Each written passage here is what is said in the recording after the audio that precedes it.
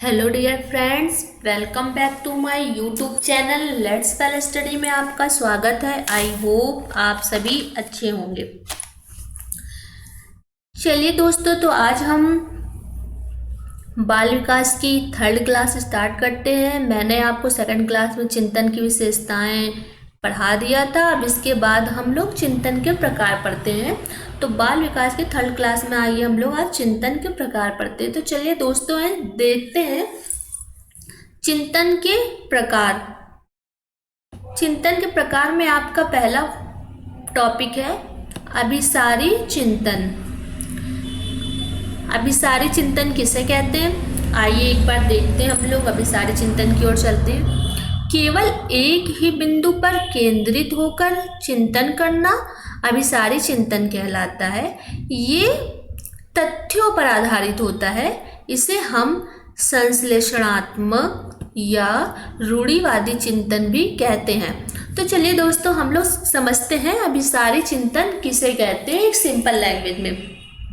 जैसा कि मैंने आपको बताया कि जब हमारे पास प्रॉब्लम एक ही होगी और उसका सॉल्यूशन भी एक ही होगा, तो बस एक ही बिंदु पर केंद्रित होकर चिंतन करना जो होता है उसे हम अभिसारी चिंतन कहते हैं। फॉर एग्जाम्पल समझ लीजिए, जैसे कि किसी टीचर ने बच्चे से, किसी स्टूडेंट से क्वेश्चन किया कि ये बताइए आपकी भारत की राजधानी क्या है, तो वो बोलेगा सर भारत की राजधानी नई दिल्ली है। तो उसका मतलब एक ही आंसर हुआ, मतलब कि एक क्वेश्चन का जो फैक्ट है, एक क्वेश्चन का एक ही आंसर होगा, वो जो है फैक्ट पर आधारित होगा, क्योंकि भारत की राजधानी तो नई दिल्ली ही होती है, तो इसलिए वो फैक्ट पर आधारित होता है।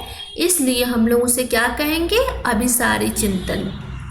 जहाँ आपको पेपर में कभी ये दिख जाए कि संश्लेषणात्मक या रूढ़िवादी चिंतन, तो आप वहाँ पर सोच लेंगे कि आप ये देख लेंगे कि संश्लेषणात्मक या रूढ़िवादी चिंतन दिख रहा है, तो उसे हम अभिसारी चिंतन के नाम से भी जानते हैं। तो आई होप आपको अभिसारी चिंतन समझ में आ गया होगा कि एक ही बिंदु पर केंद्रित होकर चिंतन करना, मतलब कि एक ही क्वेश्चन है उसका एक ही हल होगा, तो वो क्या होगा, अभिसारी चिंतन।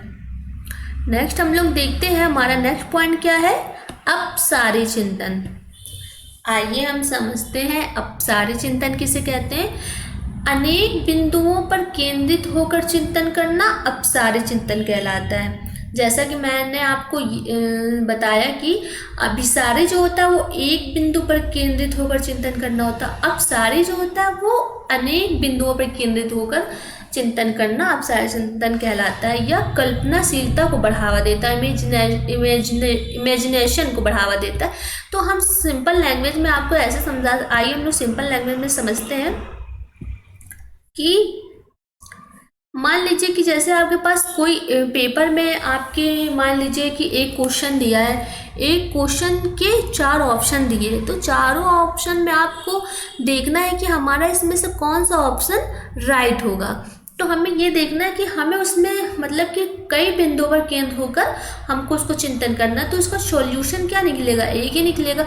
तो हमें बहुत सारे जो अनेक बिंदुओं पर केंद्रित होकर जिस चीज का हम चिंतन करते हैं वो अपसारी चिंतन कहलाता है। हम ऐसा भी आपको कह सकते हैं कि जैसे टीचर्स हैं वो बच्चों को पढ़ा रहे हैं, तो मान लो उसने किसी बच्चे से, टीचर्स ने किसी स्टूडेंट से क्वेश्चन किया कि अगर बच्चे ये बताओ, अगर तुम्हारे पास पंख होते तो तुम क्या करते।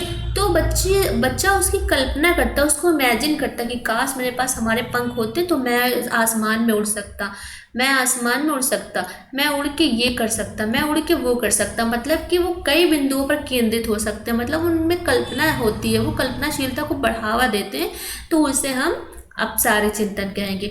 अगर अपसारी चिंतन को हम ये भी कह सकते हैं विश्लेषणात्मक या सृजनात्मक चिंतन।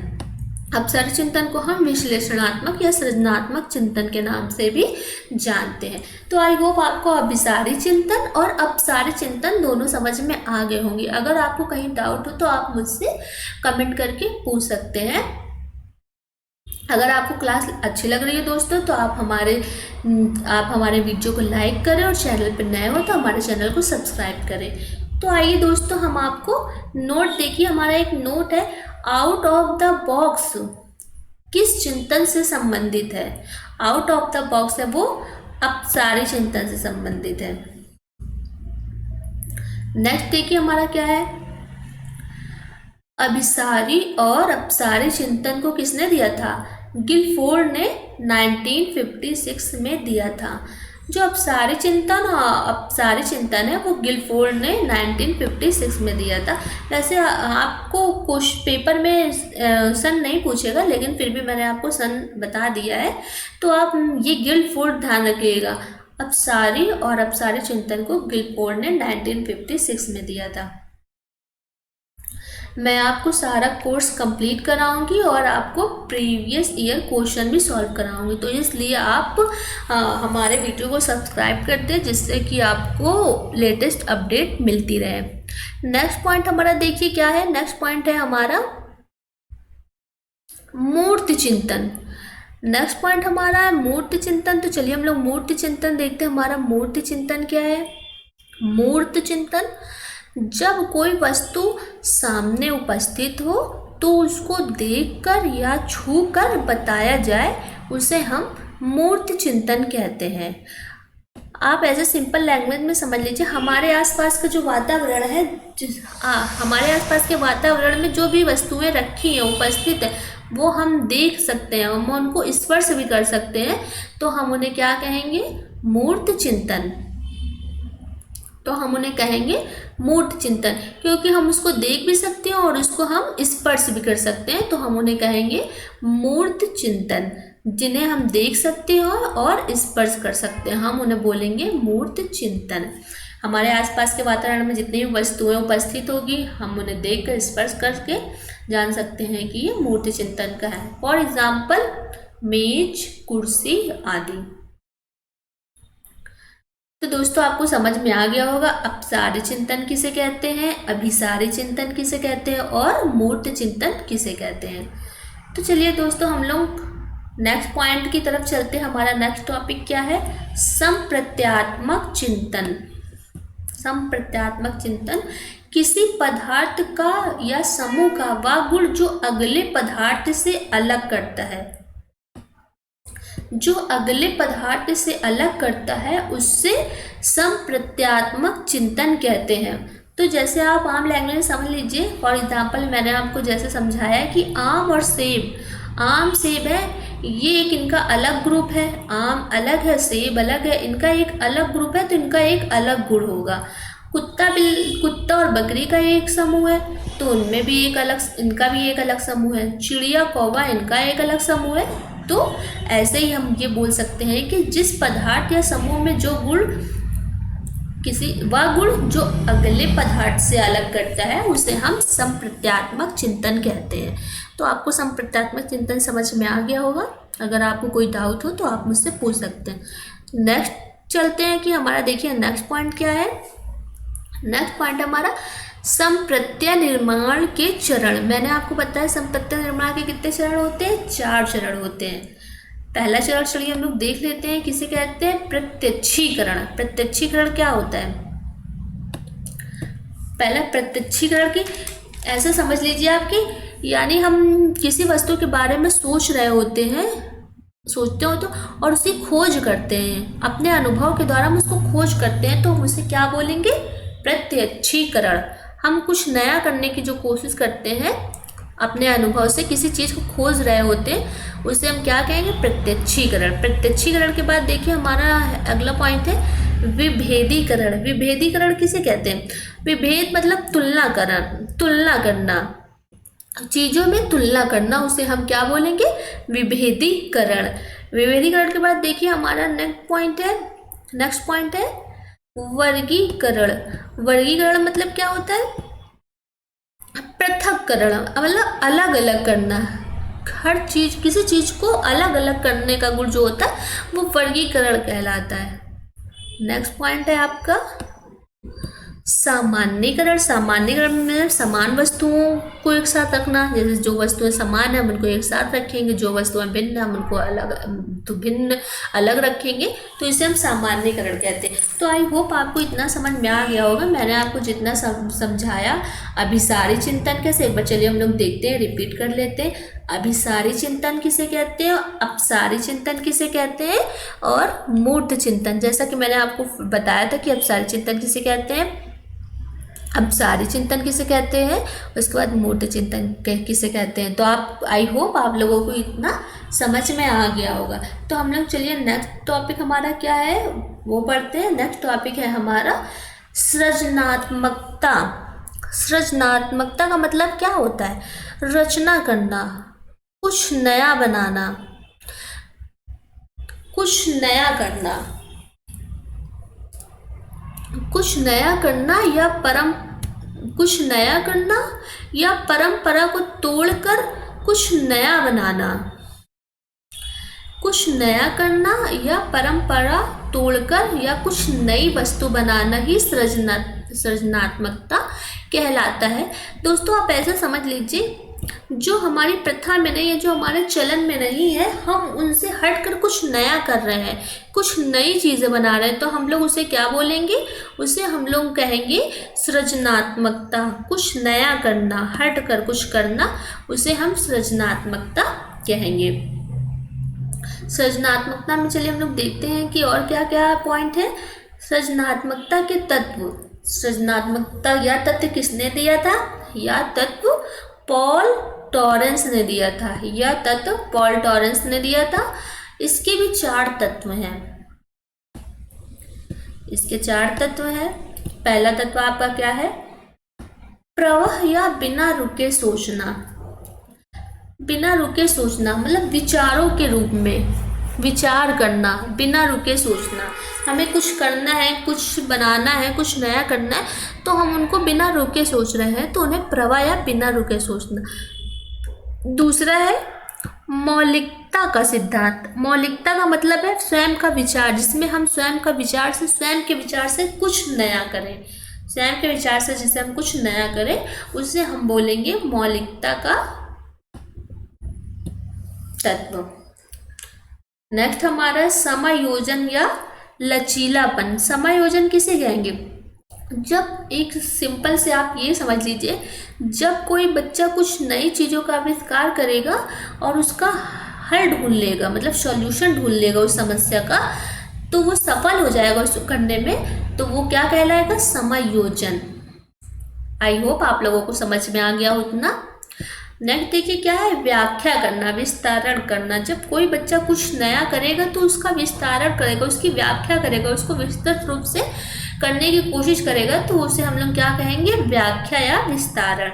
आई होप आप लोगों को इतना समझ में आ गया होगा कि सृजनात्मकता किसे कहते हैं, सृजनात्मकता के तत्व क्या क्या है, या तत्व किसने दिया था, पॉल टॉरेंस ने।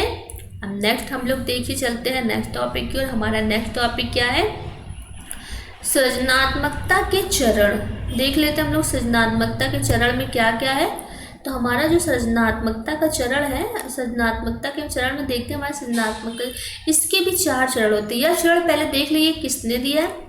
यह चरण जो आपके हैं कॉफमैन एवं ग्राहम वॉल्स ने दिया था। सृजनात्मकता मतलब रचना करना जो होता है, सृजनात्मकता का मीन्स, तो वह चरण आपके कॉफमैन और ग्राहम वॉल्स ने दिया था। तो इसके भी 4 चरण होते हैं। पहला चरण क्या होगा, आयोजन करना।